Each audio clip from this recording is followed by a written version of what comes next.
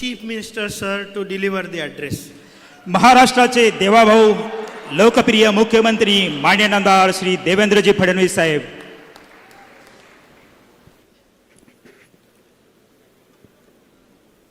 हिंदवी स्वराज्याचे सरसंस्थापक छत्रपती शिवरायांना मानाचा मुजरा करतो. भारतीय राज्यघटनेचे शिल्पकार भारतरत्न डॉक्टर बाबासाहेब आंबेडकर यांना मानवंदना अर्पित करतो. ज्यांच्या नावानं हे विद्यापीठ ओळखलं जातं ते खऱ्या अर्थानं संपूर्ण भारतामध्ये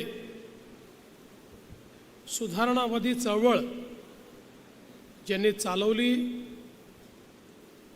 उत्तम शेतकरी म्हणून, उद्योजक म्हणून जे नावारूपास आले आणि यावर्षी ज्यांची 200वी जयंती आपण साजरी करणार आहोत ते क्रांतिसूर्य महात्मा ज्योतिराव फुले यांना देखील मनापासनं मानवंदना अर्पित करतो. आजच्या या दीक्षांत समारोहामध्ये पदवी प्रदान कार्यक्रमाकरता उपस्थित असलेले आपले कुलपती आणि महाराष्ट्र राज्याचे आदरणीय राज्यपाल श्री जिष्णुदेव वर्माजी, विधान परिषदेचे सभापती राम शिंदेजी, राज्याचे कृषी मंत्री आणि आपले प्रो चान्सलर श्री दत्तात्रय भरणेजी, राज्याचे जलसंपदा मंत्री आणि आपल्या जिल्ह्याचे पालकमंत्री माननीय राधाकृष्ण विखे पाटीलजी, आज आपल्याला मार्गदर्शन करण्याकरता आलेले सन्माननीय अशोक कुमार सिंगजी, आपले कुलगुरू विलास खर्चेजी, पंजाबराव देशमुख कृषी विद्यापीठाचे कुलगुरू शरद गडाखजी, परभणीचे आपले कृषी विद्यापीठाचे कुलगुरू डॉक्टर इंद्रमणीजी, त्याचप्रमाणे नापसूचे आपले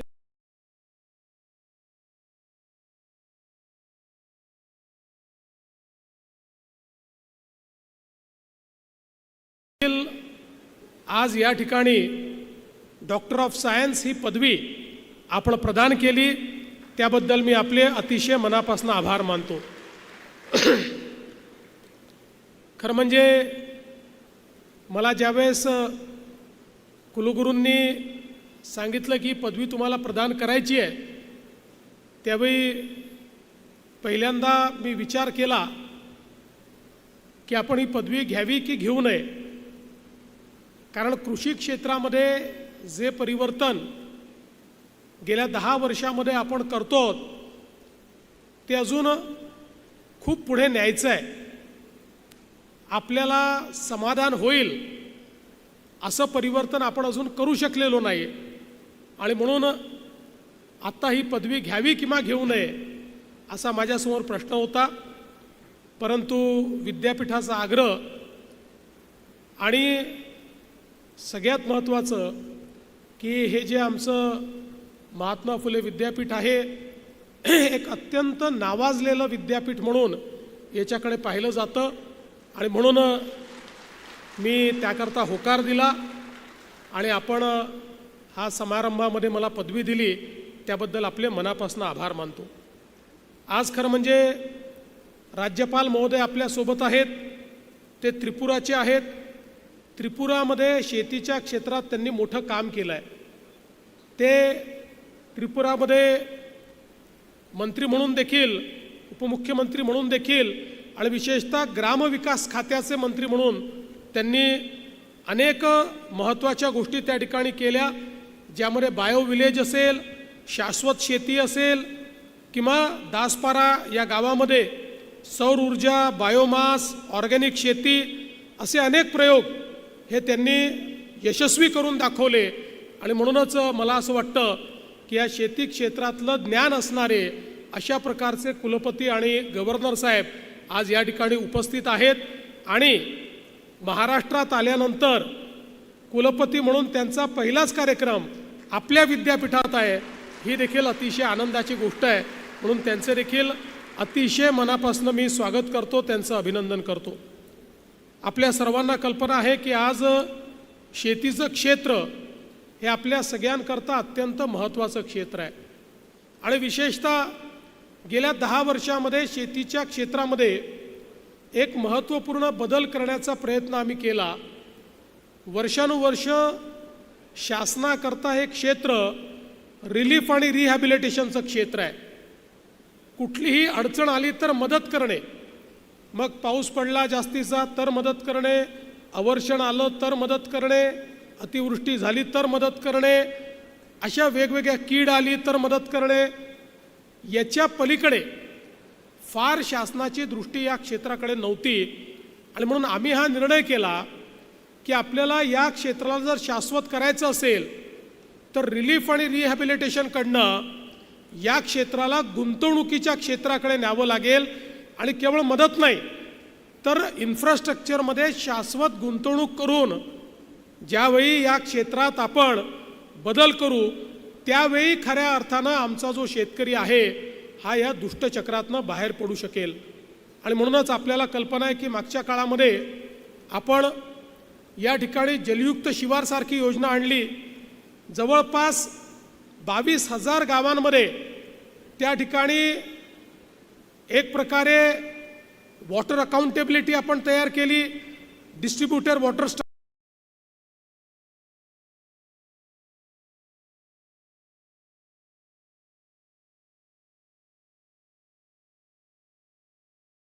तयार केले. कारण महाराष्ट्र एक असं राज्य आहे 2000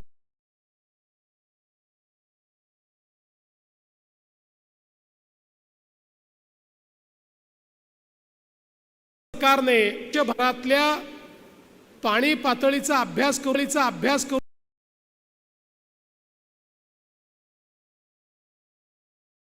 केला. त्यावेळी मराठवाड्याच्या दुष्काळी भागासहित संपूर्ण महाराष्ट्र असा होता की ज्यामध्ये पाणी पातळी लक्षणीय वाढली होती. आणि त्यातनं एक वॉटर सिक्युरिटी तयार करण्याचा प्रयत्न आपण केला.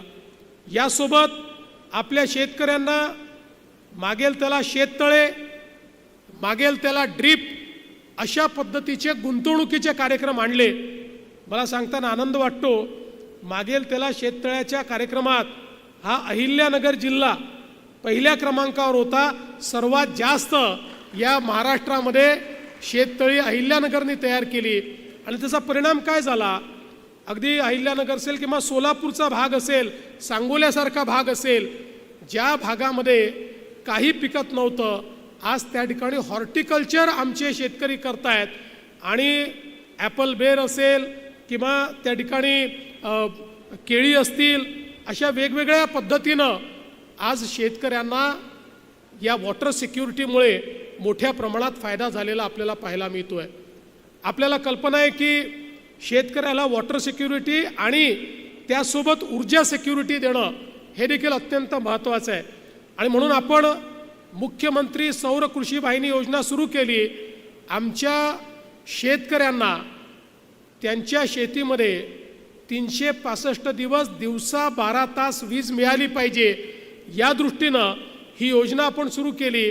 मला सांगताना आनंद वाटतो की जे इंटरनॅशनल सोलर अलायन्स आहे त्यांनी आपल्या महाराष्ट्राच्या मुख्यमंत्री सौर कृषी वाहिनी योजनेला त्या ठिकाणी जगातली सगळ्यात मोठी डिस्ट्रीब्युटेड सोलर योजना म्हणून मान्यता दिली. आणि जवळपास 16,000 मेगावॅट आमच्या शेतकऱ्यांना लागणारी सगळी वीज आता आम्ही वेगळी शेतकरी कंपनी तयार केली. त्या कंपनीच्या माध्यमातनं सोलरच्या माध्यमातनं ही सगळी वीज पुरवतो. या वर्षाच्या शेवटपर्यंत 14,000 मेगावॅट आपली वीज तयार होणार आहे. आत्ताच आपण जवळपास राज्यातल्या 65% शेतकऱ्यांना दिवसा 12 तासाची वीज देणं सुरू केलं आहे. काही ठिकाणी 10 तास देतो. पण या वर्षाच्या शेवटी हे काम झाल्यानंतर पुढच्या वर्षापासनं आमच्या शेतकऱ्यांना दिवसा 12 तास वीज आणि ती देखील मोफत हे देण्याचा आमचा हा मानस या ठिकाणी आहे आणि त्याकडे आपली वाटचाल सुरू झाली आहे. हे सगळं करत असताना मगाशी जसं आपल्याला आपल्या प्रमुख वक्त्यांनी सांगितलं की आज अशोक कुमार सिंगजींनी शेतीसमोरचं सगळ्यात मोठं संकट हे वातावरणातल्या बदलाचं संकट आहे. पावसाच्या दिवसांमध्ये अंतर वाढतंय, पावसाचे जे दिवस आहेत दिवस कमी होत आहेत, कमी दिवसात जास्त पाऊस पडतोय. आता हे वर्ष अल निनोचं आहे, त्यामुळे कदाचित पाऊस कमी पडेल. वेगवेगळ्या पद्धतीनं अशी परिस्थिती असते की पिकं उभी असतात आणि त्यावेळी पाऊस येतो आणि शेतकऱ्याचं नुकसान होतं. कापणी झाली असते, कापणी झाल्यानंतर शेतकऱ्याला साठवणुकीच्या आधी त्या ठिकाणी पाऊस पडतो आणि मग त्याचा शेतमाल खराब होतो. अशा अनेक गोष्टींना सामोरं जावं लागतं. आपल्या वातावरणाच्या बदलामुळे जे काही आपल्या सीझनमध्ये चेंजेस आलेले आहेत त्याचाही परिणाम हा उत्पादकतेवर मोठ्या प्रमाणात होतो. आणि म्हणूनच आज खऱ्या अर्थानं कृषी क्षेत्रामध्ये सर्वाधिक तंत्रज्ञानाची आवश्यकता आहे. आज बायोटेक्नॉलॉजीचा उपयोग करून नवीन प्रकारचे वाण जे वेगवेगळ्या प्रकारचे रेजिस्टंट आहेत, म्हणजे ज्यावेळी पावसाच्या 2 दिवसांमध्ये एक मोठा डिफरन्स पडतो आणि ज्यावेळेस पिकावर ताण पडतो त्या ताणाच्या दिवसातही पीक टिकलं पाहिजे अशा प्रकारचे वाण तयार करणं असेल, किंवा अचानक वातावरणाच्या बदलामुळे ज्यावेळेस थंडी वाढते किंवा गरमी वाढते किंवा आर्द्रता वाढते, ह्युमिडिटी वाढते, अशा वेगवेगळ्या पिकांवर त्याचा होणारा जो परिणाम आहे त्या परिणामाला रेजिस्ट करणारे, त्या परिणामाचा परिणाम न होऊ देणारे वाण आपल्याला कसे तयार करता येतील याचाही प्रयत्न करणं हे अत्यंत महत्त्वाचं आहे. मला अतिशय आनंद आहे की आपल्या महात्मा फुले कृषी विद्यापीठामध्ये 126 पिकांवर या ठिकाणी संशोधन चाललेलं आहे. 320 वाण हे आपण या ठिकाणी तयार केले आहेत आणि विशेषतः रब्बी ज्वारीच्या क्षेत्रापैकी जवळपास 25% क्षेत्रावर या विद्यापीठांनी संशोधित केलेले वाण हे वापरले जातात आणि त्याचं अतिशय चांगलं आपल्याला त्याचा परिणाम देखील या ठिकाणी पाहायला मिळतो आहे. पण मला असं वाटतं की याहीपेक्षा अधिक आपल्याला करण्याची आवश्यकता आहे. कार्बन कॅप्चर ज्याला आपण म्हणतो किंवा ऑर्गॅनिक कार्बन हे अधिक चांगल्या प्रमाणात आपल्याला कसं तयार करता येईल, आणि हे करत असताना आज रसायनाने ज्या प्रकारे आपल्या मातीची उर्वरा क्षमता कमी होते आहे, ज्या प्रकारे आपली माती प्रदूषित होते आहे, ज्या प्रकारे त्याची उगवण करण्याची क्षमता ही हळूहळू खाली येते आहे, त्यातनं आपल्याला प्रिसिशन ॲग्रिकल्चरकडे कसं जाता येईल, एकतर जास्तीत जास्त नैसर्गिक गोष्टी वापरून आपल्या शेतीला पुढे कसं नेता येईल, आणि जे इनपुट्स आहेत, जे इनऑर्गॅनिक इनपुट्स आहेत किंवा केमिकल इनपुट्स आहेत, याचा महत्तम वापर, याचा प्रिसिशनने वापर हा आपल्याला कसा करता येईल की जेणेकरून आपल्या पिकाला त्याचा फायदा होईल, पण आपली जी सॉईल आहे, आपली जी माती आहे ती त्या ठिकाणी खराब होणार नाही. या दृष्टीनं मोठ्या प्रमाणात संशोधन करण्याची आवश्यकता आहे. किंबहुना आपण संशोधन केलं आहे पण ते एक्सटेन्शनच्या माध्यमातून सामान्य शेतकऱ्यांपर्यंत पोचवायचं आहे. आपल्याला कल्पना आहे 78% आपला शेतकरी अल्पभूधारक आहे. हा अल्पभूधारक शेतकरी त्याची गुंतवणुकीची क्षमता कमी आहे, त्यामुळे त्याची क्षमता वाढ करत असताना त्याला डोळ्यासमोर ठेवून जेव्हा आपण संशोधन करू त्यावेळीच आपली शेती ही शाश्वत पद्धतीनं आपल्याला करता येईल.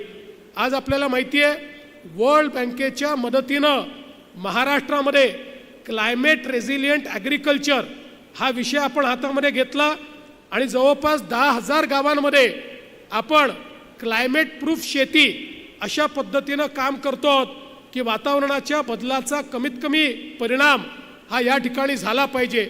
आणि पुढच्या काळामध्ये आपल्या शेतमालाला उत्तम भाव मिळायचा असेल तर आपल्याला उत्पादकता वाढवावी लागेल, उत्पादन खर्च कमी करावा लागेल आणि आपल्या शेतमालाची मूल्य साखळी ही विकसित करावी लागेल. आणि या मूल्य साखळीमध्ये शेतकरी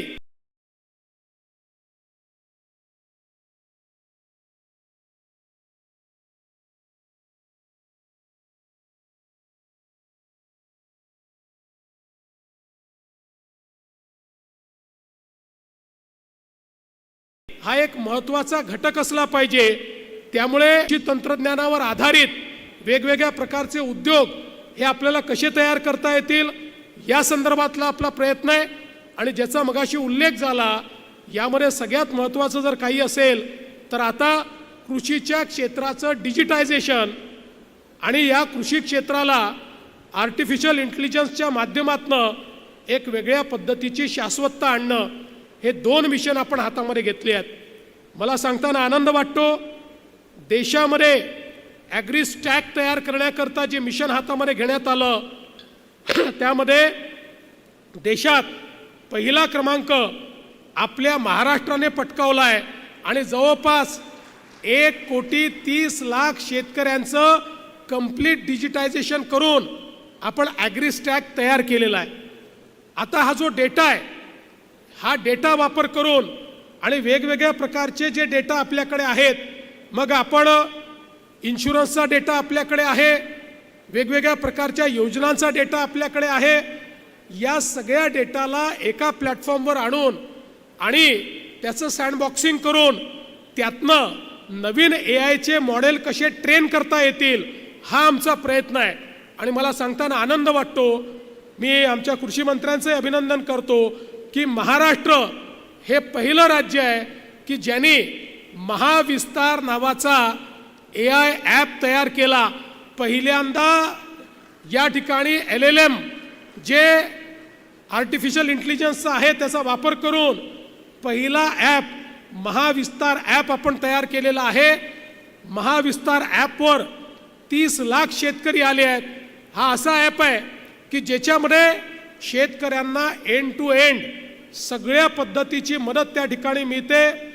त्या ठिकाणी क्रॉपिंग पॅटर्न असेल, क्रॉपिंग सायकल असेल, एकात्मिक कीड व्यवस्थापन असेल, वेगवेगळ्या प्रकारचे इनपुट्स काय वापरायचे, जे काही वातावरणातला बदल आहे त्याच्यामुळे काय परिणाम होणार आहेत, कशा पद्धतीनं पुढच्या काळामध्ये 7 दिवसांनी 15 दिवसांनी त्या ठिकाणी जे काही वेदर आहे त्याचा फोरकास्ट त्यांना मिळणार आहे. आणि एवढंच नाही तर शेतकऱ्याने आपल्या जे काही पीक आहे त्या पिकाचा फोटो काढला तर तो फोटो बॅकएंडला प्रोसेस करून AIचा उपयोग करून पुढच्या 8 दिवसात वातावरणाच्या बदलामुळे किंवा ॲटमॉस्फिअरमुळे त्या पिकावर काय कीड येऊ शकते, त्याच्याकरता त्यांनी आताच काय केलं पाहिजे, अशा पद्धतीनं सगळी ॲडवायझरी ही आता शेतकऱ्यांना एका सिंगल ॲपवर आपण देतो आहोत. आणि या ॲपवर त्याच्या भाषेमध्ये त्याला बोलता येतं आहे, त्याला त्या ठिकाणी इंटरॅक्ट करता येतं आहे. एक प्रकारे त्याचा एजंट त्याला मिळालेला आहे. ज्याला टाईप करता येत नाही तो शेतकरी बोलून देखील त्याला त्याचं उत्तर मिळतं आहे. आणि आता वेगवेगळ्या भाषांसोबत मला सांगताना आनंद वाटतो, आमच्या आदिवासी समाजाची भिली भाषा या भाषेतही आपण हा ॲप तयार केलेला आहे. या ॲपवरती भाषा इंटिग्रेट केलेली आहे. त्यामुळे आमचे आदिवासी शेतकरी भिली भाषेमध्ये देखील या ॲपवर जाऊन त्या माध्यमातनं शेतीच्या संदर्भात सगळ्या प्रकारची माहिती आणि सगळ्या प्रकारचे इंटरव्हेन्शन्स त्या माध्यमातून घेऊ शकतात. ज्या शेतकऱ्यांजवळ स्मार्टफोन नाही त्यांच्याकरता टेलिफोनीची सेवा आपण केली आहे की ज्यातनं तो टेलिफोनवरनं त्या ठिकाणी मदत मागू शकतो. आणि बॅकएंडला AIचे मॉड्यूल्स आपण तयार ठेवले आहेत की ज्यातनं त्याला ही सगळी मदत आपण करणार आहोत. त्यामुळे पुढच्या काळामध्ये प्रिसिशन शेती करता AIचा उपयोग करणारं महाराष्ट्र हे पहिलं राज्य ठरलं आहे. आणि मला सांगताना आनंद वाटतो की महाराष्ट्राला जी आंतरराष्ट्रीय AI समिट आहे, या AI समिटमध्ये फक्त महाराष्ट्र राज्य असं होतं ज्याला AI इन ॲग्रिकल्चर, शेतीमध्ये कृत्रिम बुद्धिमत्ता याचं सेशन देण्यात आलं. आणि त्यानंतर शेतीमध्ये कृत्रिम बुद्धिमत्तेचं एक प्रदर्शन हे आपण मुंबईमध्ये लावलं. आणि देशातलं पहिलं शेती क्षेत्रातलं कृत्रिम बुद्धिमत्तेचं जे प्रदर्शन आपण मुंबईमध्ये लावलं, त्याच्यामध्ये इतके नवनवीन मॉड्यूल्स त्या ठिकाणी आले. आज आपल्याला मला सांगताना आनंद वाटतो की ज्या प्रकारचं तंत्रज्ञान तयार होत आहे, या तंत्रज्ञानामध्ये अशा प्रकारचे मॉड्यूल्स तयार केलेले आहेत की ज्यामध्ये अगदी AIचा उपयोग करून केवळ हवेचं ॲनालिसिस करून कुठली कीड येऊ शकते या संदर्भातलं प्रेडिक्शन आता आमचे AIचे मॉडेल्स करतायत आणि त्या संदर्भातली सगळी माहिती ही आज आपल्याकडे आहे. आणि म्हणून मला असं वाटतं की हे जे तंत्रज्ञान आहे, हे जे काही डिजिटाईज पद्धतीनं स्टॅक आपण तयार केला आहे, त्याचा जो आपण उपयोग करतो आहे, या सगळ्या गोष्टी आणि याच्यासोबत आमचे कृषी विद्यापीठं हे जोडल्यानंतर शेतीला शाश्वततेकडे नेण्याकरता आणि सगळ्यात महत्त्वाचं आर्टिफिशियल इंटेलिजन्सने आमच्या असं लक्षात आलं आहे की 25% उत्पादन खर्च कमी होतो आहे आणि उत्पादकता मात्र 30, 40, 50% आणि काही काही ठिकाणी तर 100% वाढते आहे. म्हणजे आमच्या शेतकऱ्याला शेतीमध्ये आज जे परवडत नाही ते परवडेल अशा पद्धतीनं AIचा उपयोग आपण करू शकतोय. आणि म्हणून हे जे मिशन आहे, हे मिशन आपण हातामध्ये घेतलंय. पण हे मिशन कधी यशस्वी होईल? हे मिशन तेव्हाच यशस्वी होईल ज्यावेळी आमची विद्यापीठं मिशनच्या मागे उभे राहतील, आमचे कृषी स्नातक, आमचे ग्रॅज्युएट्स हे या मिशनच्या मागे उभे राहतील आणि ते ज्यावेळेस या मिशनला अंगीकारतील त्यावेळेसच निश्चितपणे एक मोठी सफलता या मिशनमध्ये आपल्याला मिळणार आहे. आणि म्हणून आज या निमित्ताने आपल्याला एवढंच सांगतो की आपल्याला खूप मजल गाठायची आहे. शेती क्षेत्रामध्ये खूप परिवर्तन करायचं आहे. आम्ही नुकतंच आमच्या बजेटमध्ये शेतकऱ्यांना कर्जमाफी दिली. पण कर्जमाफी दिल्यानंतरही मी सांगतो, कर्जमाफीमुळे शेतकरी हा कदाचित तात्पुरता कर्ज घेण्याकरता त्या ठिकाणी एलिजिबल होतो, त्याकरता ती आवश्यकच आहे. पण लॉंग टर्ममध्ये शेतकऱ्याला दुष्टचक्रातनं बाहेर काढायचं असेल तर शाश्वत शेतीचं मॉडेल हेच त्याच्यावर उपाय आहे. आणि ते मॉडेल तयार करण्याची जबाबदारी ही आमच्या कृषी स्नातकांची आहे, कृषी क्षेत्रातल्या संशोधकांची आहे, कृषी वैज्ञानिकांची आहे. आणि कृषी क्षेत्रात केंद्र आणि राज्य सरकारच्या ज्या वेगवेगळ्या संस्था काम करतायत त्या सगळ्या संस्थांची ही जबाबदारी आहे. आणि मला विश्वास आहे ही जबाबदारी निश्चितपणे या सगळ्या संस्था पार पाडतील. आणि आज ज्यांना आपण पदवी प्रदान केलेली आहे हे सगळे आमचे ग्रॅज्युएट्स मैदानात जाऊन शेतीशी, मातीशी आपला संबंध प्रस्थापित करून निश्चितपणे शेती आणि मातीला त्या ठिकाणी समर्पित होऊन त्याच्या विकासाकरता प्रयत्न करतील हा विश्वास मी व्यक्त करतो. आणि त्यांना मनापासनं त्यांच्या भावी आयुष्याकरता शुभेच्छा देतो आणि माझं बोलणं संपवतो. धन्यवाद. जय हिंद, जय महाराष्ट्र. खूप खूप धन्यवाद sir. In advancing and promoting digital technology in agriculture in Maharashtra. Thank you sir. Thank you. Vice Chancellor sir. Now, may I request the Chancellor sir to deliver